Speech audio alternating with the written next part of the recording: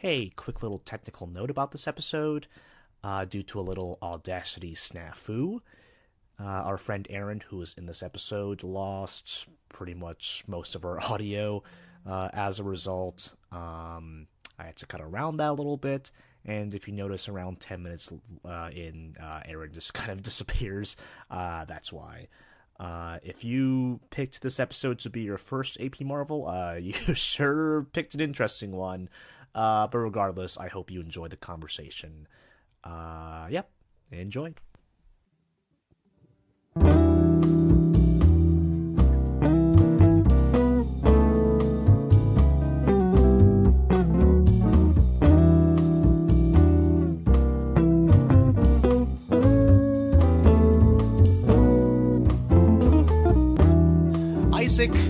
Ike Perlmutter. He is the chairman of Marvel Entertainment, and there have been a lot of fun anecdotes about him cutting up discarded paper into quarters for memo paper, literally fishing out paper clips from the trash.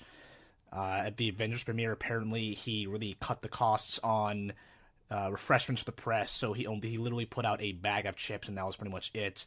And the urban legend is that they had to steal food from the 5-year engagement preview, the premiere, to feed the press. And also, most infamously, apparently he went to the Iron Man premiere in disguise in, like, a hat and a fake mustache. Ike Perlmutter is a weird dude. So, why are we interested in this man? Well, I think the main thing we're gonna kind of convey here is that corporations are not your friends, and Ike Perlmutter, being the man at the top, has been responsible for some of the weirder, systemic, problematic aspects of not just the Marvel Studios films, but Marvel in general. So, you are listening to AP Marvel Episode 33. I'm your usual host, Chris Compendio. I'm here with Anthony Paone. Hey, how's it going? It's going wonderful, Anthony. We are here again with Erin Beasley, who has had a presence in our previous few episodes. What's going on, Erin? Yo, hi. My participation will probably decrease now that school's back in session, but hi. Yeah, so we were recording this on a Monday. This is coming out on Thursday, but how was your first day of classes back in Pittsburgh? Oh my gosh, a lot to do, long day. Same with tomorrow, but Wednesday I only have like 2 classes in the morning, so it should be pretty chill. Yeah. Tomorrow's the first day of the Stuco, right? Yes. Yep. The Marvel student taught class that we talk about it's still you, Izzy, and Sabrina, correct? Yep, that's correct. Alrighty then. Be prepared for some fresh young faces who are ready to talk Marvel discourse. Marvel discourse, yeah! We will indoctrinate them soon. Anywho, let's talk about Ike Perlmutter and his history. How this episode's going to work is, I think we've had a nice flow of conversation in previous episodes. We're not really going to do that. This episode is mainly going to be me bringing out the history of this eccentric, billionaire, mogul, corporate dude. And Erin and Anthony will kind of jump in and, share their thoughts. But, Erin, I'm interested, since this episode is basically your suggestion now, what was it that drew you to talking about this man in the first place? Really, how I think of Ike Perlmutter is he's sort of the primary antagonist of the MCU, in my opinion. He's sort of done all these things. He has a very fixed idea of how he wants things to be done. Which is usually just as cheaply as possible, and when people go against that, he tries sort of to destroy them. So, in a way, you can even say he's sort of exactly. He's the Thanos of the real life MCU. So the one that no one really knows about until the big shit happens, and you're just like, "Who's this fuck?" And it turns out that he's been pulling the strings this whole time. Mm-hmm. Yeah, we were saying in the pre-show, Anthony, that we believe that Ike Perlmutter is the best MCU villain thus far. Yes, yes, because he's caused most of the bad ones. Yeah, probably. We'll explore that in a bit, but he's not a name you see in the credits. Mm-hmm. He is I guess he's no longer the CEO. I saw some old James Gunn tweets saying that he is not the CEO anymore. Thank God. And it looks like they don't really have a CME. He's the chairman, which, you know, there's a lot of like semantics and like corporate mumbo jumbo. I couldn't really tell you what the difference is, but a lot of decisions come from the top down, like I said earlier, and it can definitely have a negative impact on the art. So I think in collecting this history, we kind of found an interesting story with this man's career that can kind of actually give some context to kind of the weird stuff that's happened in the MCU. Yeah, and I think I think kind of like to preface a lot of this, because we've been reading a lot about. I mean, I've read a lot of the preliminary stuff of who this guy is, and he seems a lot like the kind of corporate evil villain that no one really knows about unless you dig deeper, and then it turns out, holy shit, this person's been pulling the strings in all the bad ways to make them more powerful in some capacity, or for them to make more money. And he started Hydra. Yeah, pretty much. We're kind of delve into that kind of stuff, which will be interesting, because it's like maybe there's other things out there that you don't know about where people are pulling the strings, and it's like, Yeah. And as we'll get to the end, like when we get to the end of when we get to the present day of his life story, you will see that Ike Perlmutter has been in the news. So anyway, I titled this segment, A History of the Mysterious Ike Perlmutter. I learned that he was born in present-day Israel on December 1st, 1942, and to be honest, I'm surprised that we even know his birthday. He seems like someone who would like want to have that struck from the record. But interestingly enough, something we all found out last night is that he served in the Israeli army. In fact, he fought in the Six-Day War of 1967. It was basically Israel surrounded by versus the world. A lot of Arab nations. Yeah, Israel versus the world is what a lot of people have described. There was like some crazy displacement as a result of that skirmish. Years later, he would come to the United States, and again, this is kind of like hearsay. This is urban legend, but he is said to have arrived to New York City with only $250 in his pocket. So, you know, it's kind of that classic, like, American dream, the streets are paved with gold, you know, that kind of narrative.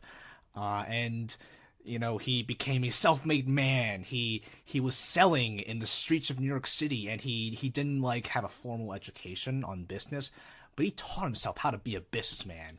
And he was selling toys. Like, that was the main thing that got his start. He was selling toys. Which will become very relevant in we start talking about Marvel. Funnily enough, I found this from a Yahoo article, which I found through the Wikipedia citations, and for some reason, this Yahoo article cites Wikipedia, so it is this weird infinite loop. Maybe Ike Perlmutter put it there, you know. Yeah, maybe. Ike Perlmutter put it in Wikipedia, and then wrote the Yahoo article, and then cited the Wikipedia page in the Yahoo article. So why would Ike Perlmutter do this if he's being very secretive? Is he, like, inventing a history for himself? Yeah, there we go. Yeah, he's... I don't know. Tommy Wiseau of the MCU. Oh, actually, I was thinking of, who's the frickin' guy who stole a bunch of money and jumped out of a plane and no one ever saw him again? Fuck, what's his name? It has initials. Guy, I'm typing this in Google. Guy who jumped out of plane with money. There it is. D.B. Cooper. Yeah. Honestly, like, Ike Perlmutter reminded me a little bit of D.B. Cooper. Yeah. Oh, Google's amazing. I feel like I read somewhere that, like, he got a loan from his in-laws at some point. So, like, I'm not really sure where that fits in the self-made narrative. But $1 million loan, one would say. Probably. Yeah, sure. Speaking of man with $1 million loan, that man will come up in the future. Yeah. So I tried to get a little deeper into his business background. It is not something that was really within my realm, so I couldn't really explain a lot of things to you. But the basic narrative that I gathered was that he basically invested in companies and at one point tried to take one over, one being Revco, which I guess is this manufacturing company. And sounds very Marvel villain company. Yeah, like the word takeover, especially like is this very hostile word. Well, no, I mean it kind of like the name Revco kind of sounds like an evil corporation. A little, yeah, kind of like what's the one? The one from Cloak and Dagger. The one, yeah, Roxxon. Roxxon, yeah. Coleco was a toy company. Oh. And he was not like officially part of this company, but he was there were like excerpts that Wikipedia pointed me to of a book called Vulture Investing, or like the Vulture Investors, and I guess Perlmutter is one of those quote unquote Vulture investors who was basically investing in this company, and as Coleco was going down, Perlmutter was basically profiting from the troubles and the struggles of this Coleco company. What the fuck? And I was scrolling through those excerpts on Google Books, and I saw the name Wilbur Ross there. And if you like follow the Trump administration, Wilbur Ross is currently Donald Trump's Secretary of Commerce. I think he was some sort of lawyer who was involved in this whole mess. But Jesus I was like, wow, Christ. yeah, isn't that? The I web wrote down, goes these, deep. Yeah, these are the kinds of people that people on the right would probably admire. Like, oh, they are smart businessmen, Yeah. like they're cutthroat, but they are successful, and they are, true Americans. They're patriots. Yada yada yada. Capitalism, right? Yeah. Did I do that right, Tony? I'm not really sure. No, you did it right. Yeah, capitalism bad. We've acknowledged that multiple times on this podcast. Yeah, absolutely.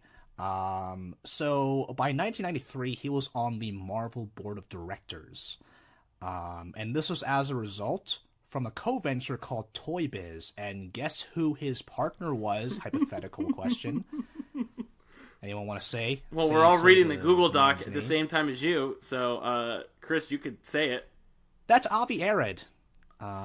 You mean the same Avi Arad that has produced almost every single Marvel-based character movie since the 90s?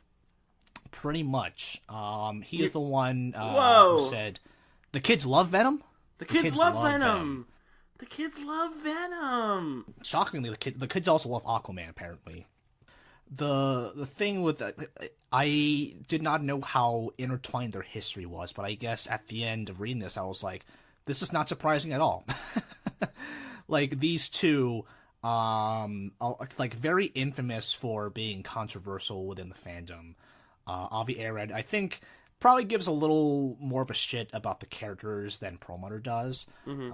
Avi Arad, you always, like, see him at the Spider-Man premieres, like, with a Spider-Man hat, and he's, like, talking about the character in interviews, like, whether it's accurate or not, I couldn't really tell you, but, he is not a person who Kevin Feige has a good relationship with. And Avi Arad, like, started, like, Kevin Feige's career. That's arguably... To an extent. To some... Sure, yeah. I mean, Avi Arad was definitely an important part of the early days of Marvel Studios, yes. Especially back when it was just called Marvel Films, and they were basically a licensing company as a result of this... Marvel Group, they went bankrupt in 1996. And I think that selling those film rights it was like a, it was part of the apparent solution to remedy this. So that's why all of those rights were scattered throughout studios, because they just needed money. They were tanking. So because of this bankruptcy, there is kind of a power struggle, and Perlmutter and Erin, they both basically came out on top of all these other players, of all these other people within Marvel, and Toy Biz merged with Marvel to become Marvel Enterprises, which is like the most business sounding thing ever. They eventually just became Marvel Entertainment in 2005. Because they understood how to market. Yeah, and also they decided, like, okay, we were going to make our own movies. That was the point where they decided, hey, we have, like, Iron Man and, like, Thor and Captain America and yada, yada, yada. We're going to make our own movies. So yeah, he became the vice chairman in 2001. He became the CEO in 2005. At some point, I couldn't figure out when, but he just became the chairman of Marvel Entertainment. So all in all, business is a mess, guys. Nothing of what I just said has to do with comics, but it's rather about the corporate entity that is Marvel. So within that umbrella is Marvel Comics, Marvel Animation, recently Marvel Television, which I guess started in like 2010, and at one point Marvel Films. A lot of backstabbing, a lot of license deals, a lot of mergers, and all of this seemed to be so Ike Perlmutter can come out on top. This was all for personal interest. So nothing that I've said. Yeah, go ahead, Dan. No. So it feels like a lot of like when did I don't know. I feel like then a lot of people were saying like, oh, the comics kind of declined at a certain point, and it was only like certain like big massive team ups where the comics were like considered good. And I think that might have like all of these backstabbing and backroom deals were kind of affecting like the front of house of like Marvel. DC was also going at like around this exact same time of like 2005, 2006. I need to look up exactly the exact date when the New 52 came out. But like that was a little later than that, I think. But yeah, no, but like it started in 2011. So like from 2005 through 2008 through 2010 to 2011, there was always like this air of comics in general were not doing well. Yeah, and I did find this one article that kind of described Ike Perlmutter's Marvel Comics as a sweatshop. And apparently it sounds like they were just not, they were, obviously a lot of cost cutting, and it sounded like they were just not producing enough. Oh, wow. So whenever a comic book store would run out of a certain issue, like that's it, man. Like, that's all you got. Obviously now remedied because you can buy comics digitally, but the fact that they were like able to compromise that part of like just getting comic books in the hands of readers is just kind of wild to me. This fucker never read comics. This fucker made fun of people who read comics. Do you have a quote on that? Because I actually could not find that. No, but I'm just assuming he's the type of guy that would make fun of people who read comics, like in high school.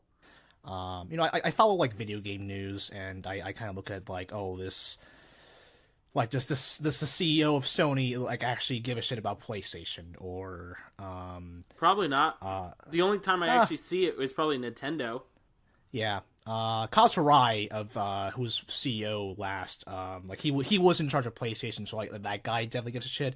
But the guy before him was some British dude named Howard Stringer, who used to be a TV executive, and like whenever I saw him in like an old like 90s press conference, like I watched a lot of Giant Bomb, so they watch old tapes. But it was like, what is this dude doing here? This dude does not know anything about games. He is just like, he is a businessman first. Mm-hmm. So whenever you talk about movies, people always have this image of a businessman, at a desk who does not really give a shit about how celebrated the characters are. He has no reverence for any of this, and it's just kind of making like money decisions, making like decisions based on graphs and charts and demographics, and the algorithms. We in this show were like, oh no, this is like a very director focused franchise, and I think for the most part it still is. Yeah. However, we have found that like that person does exist within Marvel. That's Ike Perlmutter. He is the guy at the desk who is like probably looking at numbers and graphs and budgets, and there have been, at least earlier in the MCU, decisions that he has made. Yeah. So yeah, he does not seem like someone who is necessarily proud of. He's not like, oh, I'm gonna carry on the legacy of Marvel because Stan Lee's characters like he's not that person. Let me read this quote. Perlmutter is described as the type of guy that generally sits back and absorbs what is going on around him. But don't take this as a sign that he is laid back. His mind is always moving forward and looking for the next challenge. Perlmutter's heavy Israeli accent is often cited as a reason for his lack of public presence, but other accounts show that he is more of a background person instead of someone comfortable in the limelight. So I'm not sure if that really has anything to do with Marvel. That just could be his personality. There are some weird billionaires out there. I was thinking about the fucking aviator. What was that dude's name? But I'm just so curious of like what goes on with that process, and I think that's kind of the point of why he's being reclusive, because he does not want to.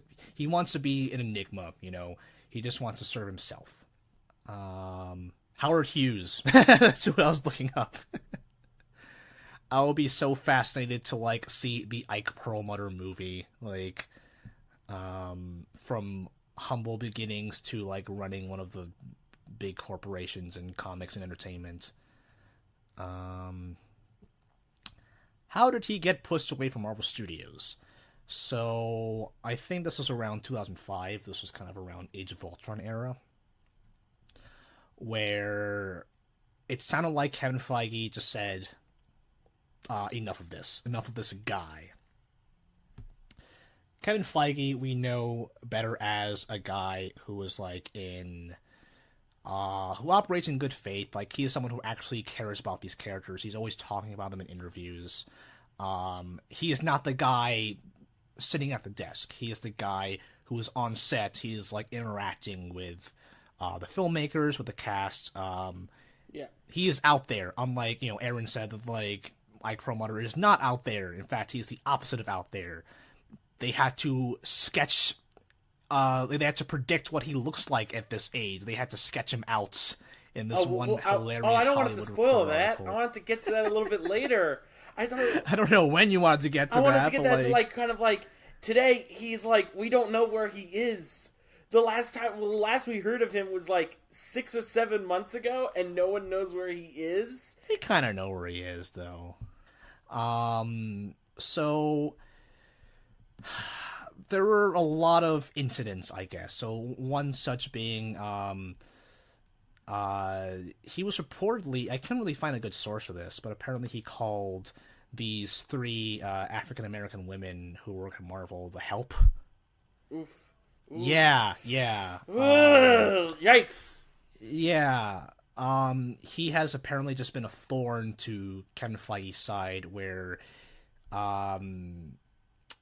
he sent an email to Sony, you know, back in the Spidey days, and these were one of the many emails leaked. He wrote something along the lines of like, female superhero movies do not do well. And he copied and pasted statistics from Elektra and Catwoman and Supergirl. Yes. The three women. Because it all goes back to toys, right? He is a toy guy first and foremost. So there was some Shane Black story that came out where he admitted in an interview that Rebecca Hall, she played Maya Hansen in Iron Man 3. She was actually supposed to be the bad guy. And the reason she was not the bad guy was because, and Shane Black's quote was like, oh, Marvel does not think that female villains would sell toys. And that's not Kevin Feige. That's Ike Perlmutter. Yes, and they had to change the whole damn script because of this top-down decision. Yes. So the whole, like, Age of Ultron, that's when there was that scene of Black Widow in Seoul, South Korea, on the motorcycle, and the toy replaced her with Captain America. And that was kind of like the peak of, you know, why are there no female action figures for Marvel? Now we know it was definitely an Ike Perlmutter decision, you know, the toy guy. Not only was there all this BS with, you know, racism, sexism, there was also a creative committee. Oh, before we get to, should we do the Don Cheadle's quote? Where he said that Don Cheadle replacing Terrence okay. Howard. Yeah, we can get to that. I just realized I skipped ahead and I did everything except for that one quote. But giant block quote. Yeah. Yeah. So yeah, along with that history of sexism and racism, he also was quoted as saying, when Don Cheadle was hired, at a cheaper rate than Terrence Howard. Remember, I think Terrence Howard was the first person cast in Iron Man, not Robert Downey Jr., and Terrence Howard was paid a lot for that first movie. They could not come to an agreement, and they replaced Terrence Howard with Don Cheadle, who looks very different from Terrence Howard, I might say. Different. Ike Perlmutter apparently told former chairman of Disney Consumer Products, Andy Mooney, that no one would notice because, quote-unquote, black people look the same. Mooney has since left, reportedly over conflicts with Perlmutter, and he was quickly followed out the door by 3 African-American female executives who have since sought settlements. What a mess. Yes, this is very, very bad. Yes. Oh, man. So there's an interesting look in that weird early part of history, of MCU history. Part of me thinks that, so, like, it's been kind of revealed that the CIA doctored Iron Man 1. Like, that's, like, 100% confirmed. You can, like, look it up. There's, like, all the times the CIA went in and doctored movie scripts, and Iron Man 1 was one of them. I think a couple other Marvel movies, but I can't remember. But Iron Man 1. Can you clarify what that means? Like, the CIA would go to the script and say, do we approve of this? Or do we make it look like the U.S. government is taken in positive light? If you're like, filming a movie, like, and you're based in the U.S., then the CIA can do that, which is really fucky. So... How so? Like, just playing devil's advocate. Oh, I don't like when people play devil's advocate when it comes to the CIA, but the CIA has always been known to be really fucky and controlly and assassinate people they don't like, especially minorities. Yeah. I mean, the only reason I play devil's advocate is because, like, someone might be listening and be like, yes. Oh, that's cool that they're trying to make it more authentic, but so you know, no, I understand, Chris. Yeah. But like, I think I kind of made it easier for that to come in. Like, there wasn't, and if there was, like, if Kevin Feige was at the helm, there would be more backlash from him than if it was from Mike. But I might just be optimistic. Yeah, I mean, there are things that we have learned about his behind-the-scenes activity, especially with the federal government, that might lead me to believe that, like, yeah, that is totally him. Yeah. Combined with other sort of, like, I don't know, I kind of chalk up not all, but most of the negative shit that has come out of the MCU to originate from Perlmutter. Whether it be character decisions, movie choices, actor choices, etc., to be kind of all come back to the creative committee and Ike Perlmutter. Yeah. Let's talk about that creative committee. Yeah. This is always something that, like, a lot of people don't really know about, so I really like kind of getting into it. Yeah, because sometimes whenever I use the word committee, I usually use that in a negative context. Like I might say, oh, this felt like it was made by committee. Kind of the antithesis of the director-writer-focused work that has been done. But there totally was an actual committee, a creative committee at Marvel. Capital C, creative committee. And this committee involved people like Alan Fine, who is said to be Ike Perlmutter's right-hand man. You can probably see him as, like, an executive producer in the credits of most Marvel stuff. I don't know about the movies, but definitely for the TV shows. Brian Michael Bendis, a familiar name for people who follow comics. Dan Buckley, publisher of Marvel Comics. Joe Quesada, the former editor-in-chief of Marvel Comics and the current chief creative officer of Marvel. All names that comic fans probably recognize and have have opinions on them. I know they've all made like, I think Bendis is probably responsible for Miles Morales, but people have problem with Bendis's writings. People definitely have problems with the way Joe Quesada has run things from Marvel Comics. So it sounded like they were trying to do a Pixar brain trust thing here. For those of you who don't know, like Pixar would have like their elite directors kind of have everything go through them, and they would give notes and probably shoot down a lot of things, which is why some productions like Brave and The Good Dinosaur have kind of been a mess. The filmmakers of Tron Legacy went to the Pixar brain trust, which is kind of weird. Yeah, that's weird. I do not think this is as good as the Pixar brain trust. Apparently their notes, and this is according to a Birth Movies Death article, apparently they're the ones who kind of drove Edgar Wright away from Ant-Man. And Yep. yeah, see, it wasn't Kevin Feige. It was this fucker.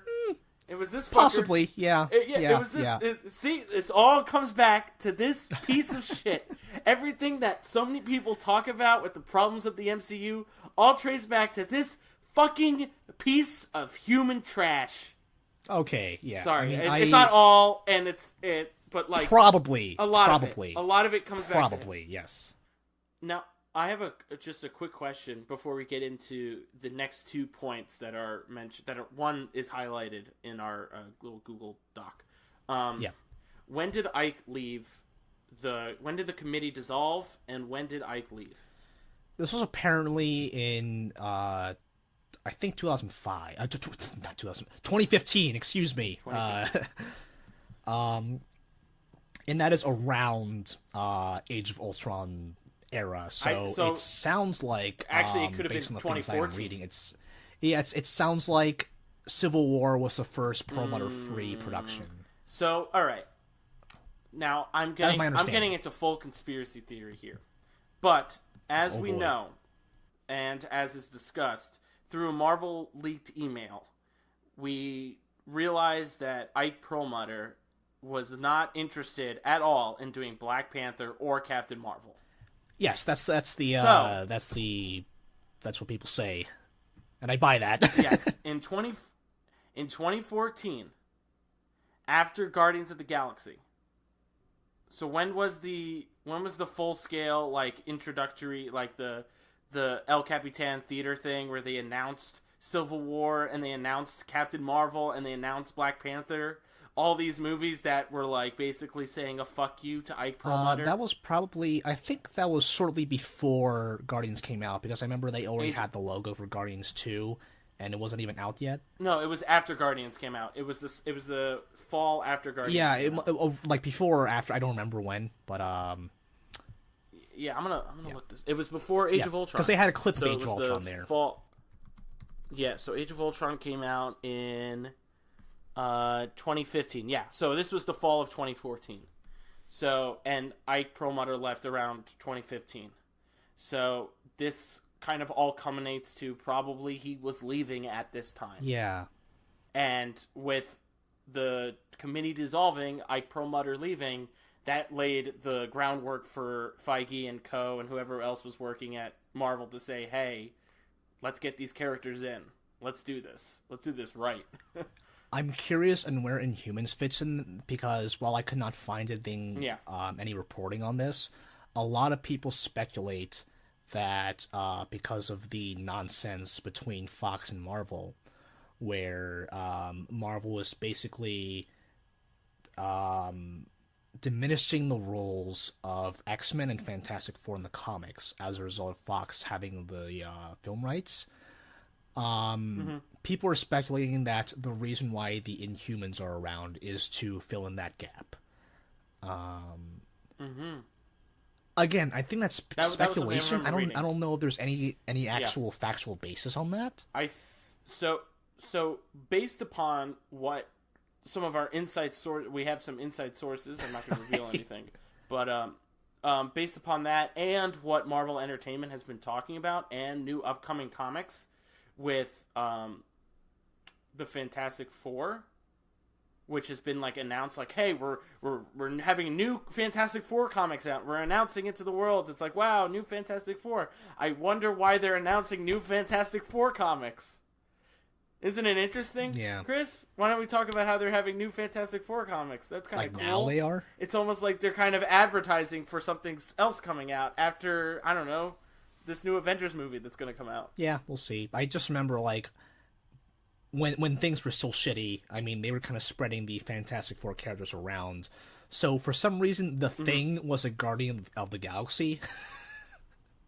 Like, he was just like this big rock dude in like an astronaut suit. It's like, why are you up there, dude? Like, because like the Fantastic Four comic at the time was canceled.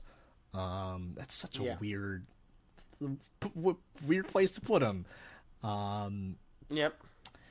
Speaking of other weird behind-the-scenes things, Erin, you have opinions on Ike Perlmutter trying to cut Robert Downey Jr. out of Civil War.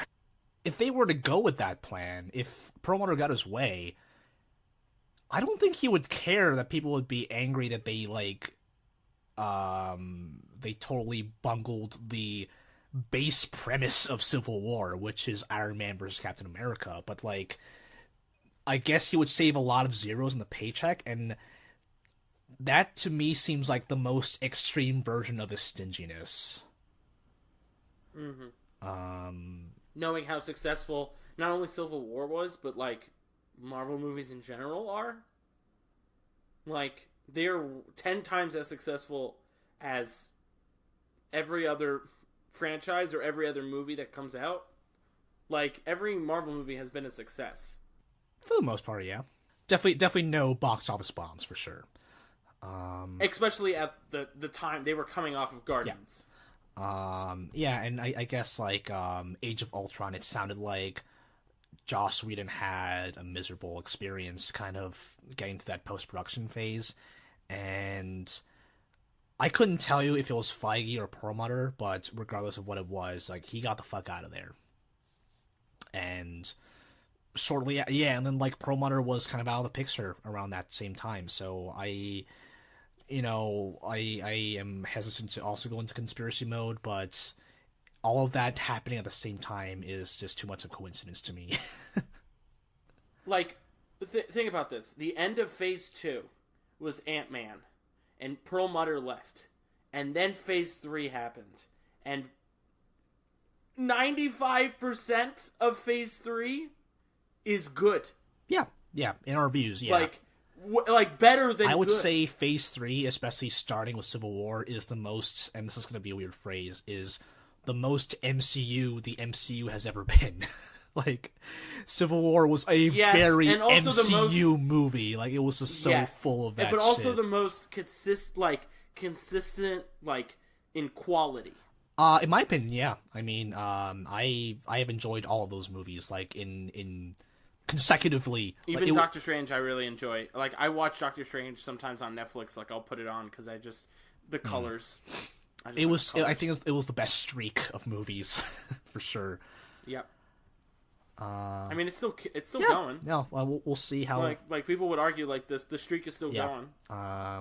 Just up to Captain Marvel. I mean, most of the people that I watch, like YouTubers that I watch, like don't even like they liked Thor Ragnarok and Black Panther, but like didn't even like don't watch Marvel movies in general, which is like weird that I love like watching content by these people, but like they hate the stuff that I like care about. Yeah, like I don't hear a lot of randos like singing praises of the Winter Soldier or Civil War, but Ragnarok, even though Winter Soldier, Ragnarok and Black Panther did a really great job at kind of breaking the usual barrier that some people have in Marvel movies, because there are some people like Marvel is just a turnoff, but man, that Ragnarok thing from Taika Waititi, like that was like a real fun thing. Like Black Panther, like it was a hit. Like, what more do I have to say about that? It was so accessible to so many people around the world, and especially domestically.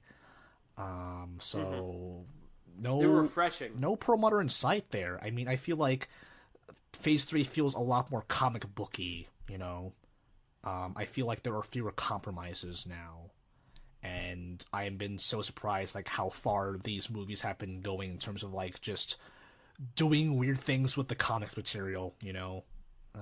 Yeah, part of me just kind of had like a slight little worry about Captain Marvel. Interesting, but I don't know. Okay, that's just me. Maybe I don't know. I don't know. I just had like a slight jerk. Like, oh, what if it's like not good and boring? Tony, you want to talk about Donald Trump now? Now that we've talked about our love. Yeah, this is weird. This is where shit gets weird, and I was kind of surprised it happened because if like we did our research before 2016, we would have figured out all this information about Perlmutter, and then it's like, oh, this is understandable and makes sense. But when there was that article that came out last fall, let me check. I can't. I think it was last fall. Yeah. But no, last spring. Okay, yeah, even earlier than that. Last summer. No, I'm dumb. Sorry. 2 years ago, January of 2017. There was like some stuff going on in Florida involving Donald Trump. With Ike Perlmutter's DNA. And apparently it's like it was his DNA was stolen, so Donald Trump was helping him out. I didn't know if those two stories were related. I know they kind of came about the same time. Yeah, and then there was that other story that came out in that fall. Well, let me give context. Let me paint a picture here. Yeah, now that we you do kind this. of You do better than this than I do. So, Ike Perlmutter has apparently, and his wife Laura Perlmutter has apparently had a friendly relationship with Donald Trump. They have shown up at since he became president. He has shown the Perlmutters have shown up at the inauguration. Well, yeah, Laura Perlmutter was a part of the inauguration committee.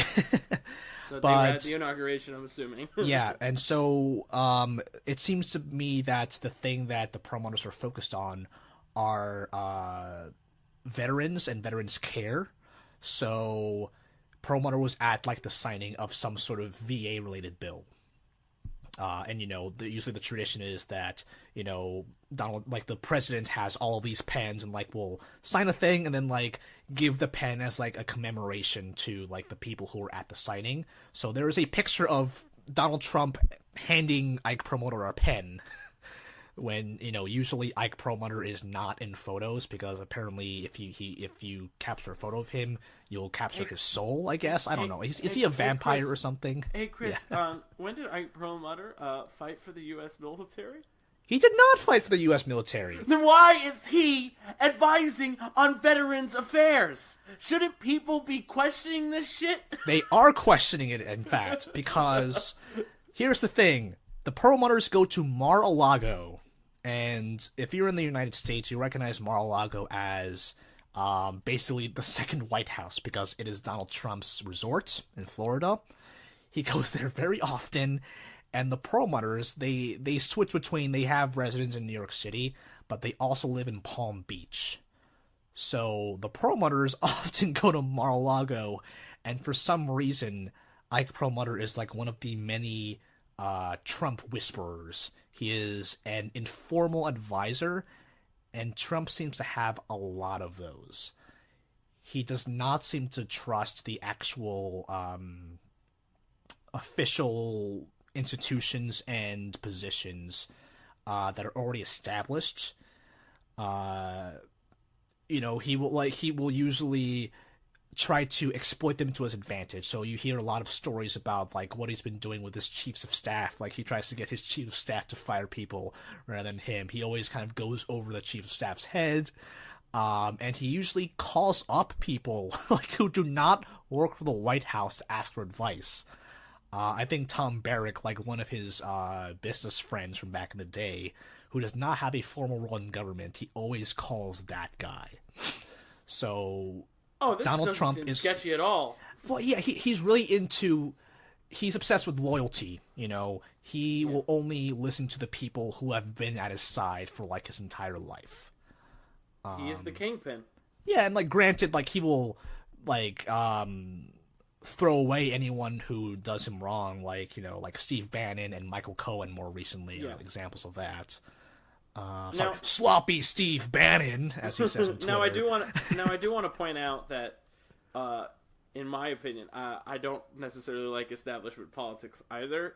But this is taking it in the mafia direction, where instead of the people have the power, I have the power, which is very different than keeping the status quo, where the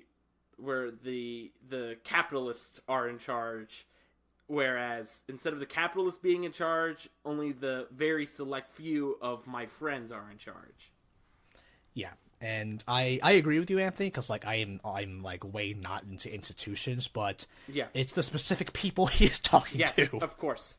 That is like really weirding me out here, and the fact that Ike Perlmutter is one of 3, and you know, this is what some articles have called it, like the Washington Post. We have to be very clear about this. This is not what we're saying. This is what the articles say. Yes, they are being called shadow rulers in the Department of Veterans Affairs. This is a guy who worked on comic book movies. And he is a comic book villain. Quote unquote. He is a comic book villain. Yes. He is. Oh my god. So, it is Ike Perlmutter. It is a dude named Dr. Bruce Moskowitz and Mark Sherman, and they're being called cronies to Donald Trump. They somehow have gained some sort of authority to basically send directives to the Department of Veterans Affairs. Again, VA is like that is like, I think it's the largest, or at least the second largest department in the federal government. You know, they handle it's what it sounds like, Veterans Affairs. You know, that's a pretty major thing because veterans are usually get the short end of the stick in the, you know, if we're looking back at history. Apparently, one of the things that Perlmutter influenced was Donald Trump firing the previous VA secretary. Like, that's how much pull the dude has. Yeah. So think about it. If you care about vets, which, you know, like, I care about vets. So I mean, like, if you don't care about about vets, you're kind of like a shit person. So, like, we should, like, you know, make sure they get actual care and actual help.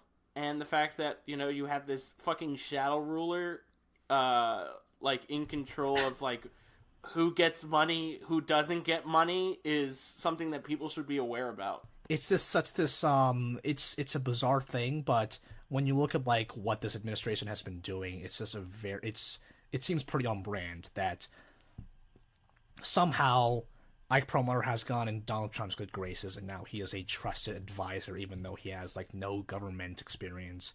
He obviously has no experience with the U.S. military. Yeah. But he is just one of the many puppet masters, and according to this article, there is some sort of investigation going on with, like, why these 3 people are officially involved in this really weird, unofficial way. I can't wait for Kevin Feige to be asked a question about Ike Perlmutter in an interview. Yeah. Anyway, let's try to wrap this up because I think we wanted to get this to just an hour. Yeah. But... do you want to kind of, like, say the corporations are your friends part? I actually wanted to, before that, I wanted to ask you guys, do you buy all of the, like, listening to all of this, do you buy all the speculation that he is the reason for, we had an episode about the TV movie split. Do you necessarily believe, like, Ike Perlmutter is manipulating these events and trying to create this rift between them, or do you think it's just, like, other corporate politics that we don't even see? Like, when people talk about, oh, there are no crossovers between TV and movies, they always like, oh, it's all Perlmutter's fault. Are you one of those people? I think initially it was, and kind of, like, we're just dealing with the downfall of it. And, like, as you can see with all the Netflix shows being canceled, it's just kind of like, I think Disney's kind of reining it in and trying to say, okay, we have all these things, let's actually be more consistent about how we're going to do this. I I think Ike was kind of like, let's just spread it all out there as best we can and just put all of our goods in all these baskets, and that's what led to kind of conflicts in production process stuff. I mean, I'm just kind of optimistic in that front. I don't think it's like shady stuff. I think it's a combination of what Ike did as well as what the current climate is, and with what Jeff Loeb is. I don't think Jeff Loeb is very good at what he does, in my opinion. Right, sure. And I've mentioned that before on this podcast, so yeah. Yeah, and it's really easy to blame just one person for bad things that are happening. So I kind of fluctuate of like, oh, he is definitely the one guy you should blame, but at the same time, Marvel is such a large body, like, I didn't really clarify earlier, but Marvel Studios, in case you didn't know, Marvel Studios is no longer under Marvel Entertainment. Since 2015, it has been under Disney, alongside Lucasfilm and Pixar. So let me end with two things. Number one, a few quotes. This is from the LA Times of some people who have kind of like either known him or have like written about him. But these two sentences: he is the Hollywood antithesis. He doesn't go to movies to any appreciable degree. He's unafraid. He doesn't care about public sentiment or what people think about him. He cares about what makes most sense to him. He is a true neutral. Sure. And it's really interesting that this LA Times article kind of characterizes the comics as research and development for film, TV, video games, and yes, toys. Yikes. So at this point, it seems like in Ike Perlmutter's Marvel, the comics as creative entities by themselves do not matter. These comics are just reasons to make money. Yes, to make more things that will be more profitable. Corporations are not your friends. Yeah, so corporations are not your friends. That's an interesting way to look at it. Like, they don't care about you. Yeah, I mean, granted, there are still some fantastic comic writers still working today, and like there are things that are still worth reading, but it must be demoralizing to know that the man up top thinks that of your work, that you are expendable, and that you are only there to help us make movies in the future. So yes, we love the MCU, but it's still kind of a machine. Yep. And let me read these two paragraphs that I sent to both of you last night. This is about an ongoing legal feud with rival billionaire Harold Perrenboom over control of the tennis club in their Palm Beach, Florida community. Why are these people fucking villains? Look at the name! These people are fucking villains! Perrenboom. Perrenboom has accused Perlmutter of sending hate mail to his neighbors and prison inmates, smearing Perrenboom as a pedophile and an anti-Semite. Perlmutter has admitted distributing negative newspaper clippings about Perrenboom to friends and neighbors, but denies the more salacious hate mail campaign, instead attributing to a false flag operation executed by a former Perrenboom employee who has denied it. Perlmutter has accused Perrenboom of stealing his DNA, while Perrenboom accused Perlmutter of using Marvel resources to execute the alleged hate mail scheme, and also enlisting multiple Marvel employees to help Perlmutter investigate Perrenboom. The whole affair was expected to go to trial this fall, I guess last fall of 2018, but it hasn't started yet, and during a trial stemming from an NYPD bribery scandal earlier this month, Perlmutter was named on the witness stand by a former police officer who said he helped the Marvel chairman obtain a gun permit and attended multiple Marvel movie premieres. What is this? What is this? This doesn't make any sense. I feel like that makes a lot of sense after everything we just read. Here at AP Marvel kind of cracked the code and figured out that this guy is the fucking shadow person behind all of the bullshit. That like he's only one piece of the system, and it all goes to the very top. The top, you say? The fucking... And as I'm doing this, I'm taking my glasses off. the President of the United States of America. Dun dun dun! There you go. Tagline swipe, fucking intro credits, yeah. I want to see the Aaron Sorkin movie about this guy. No, not Aaron Sorkin. Adam McKay. Oh, sure. Yeah, actually, that'll be a lot more fun. That would be a lot more fun. Yeah. Ike. It'd just be called Ike, and it's not about the president. Yeah, no, it's about the Ike that no one likes. Yeah. Jeez. Anywho, so I hope that gave an interesting picture that gave a little more context to what the Where machine you should direct your hate. MCU is. Direct your hate to some other person. Yeah, I mean, here's the thing. Yes, Ike Perlmutter's to blame for a lot of things, but at the same time, like, business is complicated, Yes. There are a lot of factors that go into this. Yes. He We're definitely also very has critical of Marvel as a whole. Yeah, I mean, like, it sounded like his influence cut off at the year 2015 or 2014. But it's important to kind of know the context of how the MCU came to be now, how it's different now, how optimistically it might be better, even though some people still think it's kind of a machine, and, it kind of still is, but... Yeah, Disney, it's a machine. Yeah, like, we like to champion the people on the ground. We like to champion the writers, the directors, all of the creatives. The people doing the shit. Yeah, but there is a higher power here. And if it's not Perlmutter that's kind of making weird decisions from the top, it's Disney, it's Bob Iger, There are we didn't go into any of it, but I'm sure Disney had, no, I'm not sure. Yeah. I know that Disney has a lot of, weird skeletons in their closet. We know for a fact. Yeah. Yeah. And, I think it's important to kind of look at this and kind of saying, you could take a lot of what we discussed today and feed it into the Jews are controlling the world narrative, which I think is the bad take, and you're taking a lot of what we're saying in horrifically bad faith.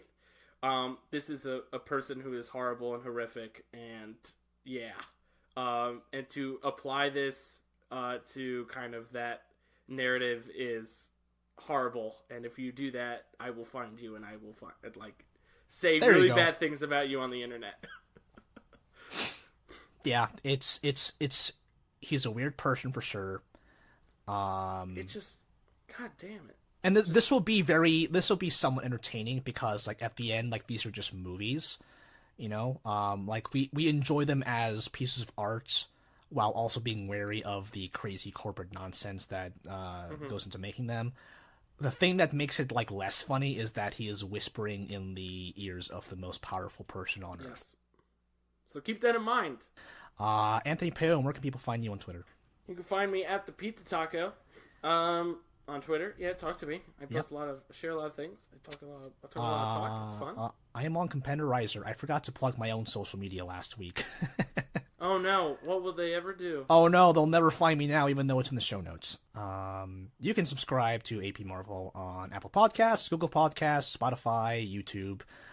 Leave us a review. We love reviews. You can give to our Patreon so we can pay our writers and contributors. We should have a Marvel Musings by Izzy. I'm not sure. Izzy is not in this episode because she is the production manager for a show, which I think is crazy because they literally just got back to school. So Izzy needs to stop doing those things. I don't know what's going on. I have been a PM for those shows, and I can tell you it's a lot. Tech Week. It's a lot. It's a bitch. It's a bitch. February slot is a fucking sprint. Because, oh god, you only have 4 weeks to do it.